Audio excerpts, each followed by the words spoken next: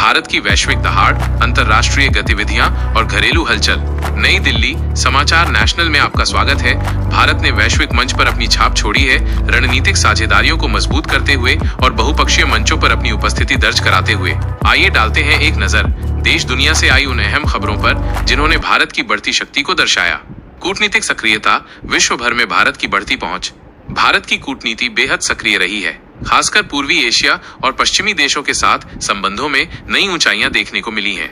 Act east नीति का विस्तार। जापान और दक्षिण कोरिया से गहरी होती दोस्ती। भारत ने जापान और दक्षिण कोरिया के साथ महत्वपूर्ण वार्ताएं की। इन वार्ताओं में सेमीकंडक्टर आपूर्ति श्रृंखला, हरित ऊर्जा और रक्षा सहयोग पर खास ध्यान दिया गया। ये कदम इंडो पैसिफिक क्षेत्र में स्थिरता और समृद्धि के लिए भारत की प्रतिबद्धता को मजबूत करते हैं। आसियान के साथ व्यापारिक संबंध प्रगाढ़। भारत ने आसियान देशों के साथ मुक्त व्यापार समझौते FTA को और प्रभावी बनाने पर चर्चा की। इसका लक्ष्य एक्ट ईस्ट नीति के तहत व्यापार और निवेश को बढ़ावा देना है, जिससे क्षेत्रीय एकीकरण को बल मिल सके।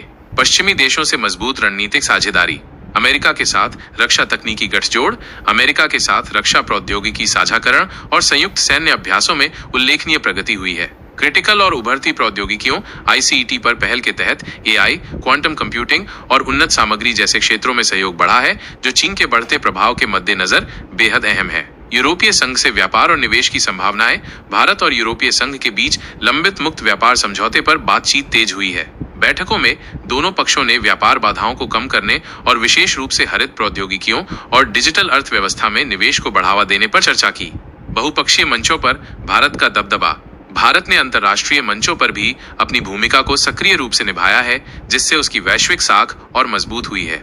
संयुक्त राष्ट्र में जलवायु परिवर्तन पर मुखर। संयुक्त राष्ट्र की बैठकों में भारत ने विकासशील देशों के लिए जलवायु वित्तपोषण और प्रौद्योगिकी हस्तांतरण की तत्काल आवश्यकता पर जोर दिया। भारत ने अपने महत्वाकांक्षी नवीकरणीय ऊर्जा लक्ष्यों को भी साझा किया, जो वैश्विक जलवायु लक्ष्यों को प्राप्त करने में महत्वपूर्ण योगदान दे रहे हैं। शंघाई सहयोग संगठन SCO में क्षेत्रीय सुरक्षा पर फोकस। SCO की बैठकों में भारत ने क्षेत्रीय आतंकवाद और चरमपंथ से निपटने के लिए सदस्य देशों के बीच सहयोग बढ़ाने का आह्वान किया। यह अफगानिस्तान की स्थिति और मध्य एशियाई देशों में स्थिरता के संदर्भ में बेहद प्रासंगिक है। ब्रिक्स विस्तार पर भारत का संतुलित रुख। ब्रिक्स के संभावित विस्तार पर चर्चा के दौरान भारत ने अपनी स्थिति स्पष्ट की।